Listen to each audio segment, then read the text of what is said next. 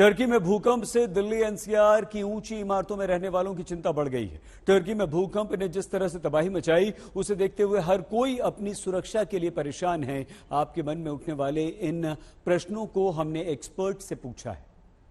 सबसे effective solution होगा कि हम लोग अगर जीना आसपास है तो हम जीने के रास्ते से बाहर निकलने की कोशिश करें। भूकंप के केस में लिफ्ट बीच में फंसने का रिस्क रहता है, तो इसलिए लिफ्ट का इस्तेमाल बिल्कुल नहीं करना चाहिए।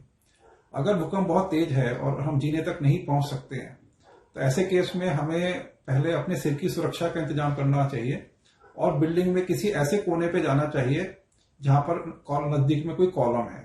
तो अपने आसपास का एनवायरनमेंट देख ले कि कोई इस तरह की वस्तु ना हो जो गिरने से आपको चोट पहुंचा सके। सिर को कवर करते हुए, हाथों से सिर को ऐसे ढकते हुए, या किसी टेबल के नीचे अगर हम जा सकते हैं तो किसी टेबल के नीचे जाकर के अपनी सुरक्षा का इंतजाम करना चाहिए। और जब भूकंप रुक जाए, जब बिल्डिंग स्थिर होने लगे, उस समय जल्दी से जल्दी निकल करके बिल्डिंग से बाहर जाने का प्रयास करना चाहिए।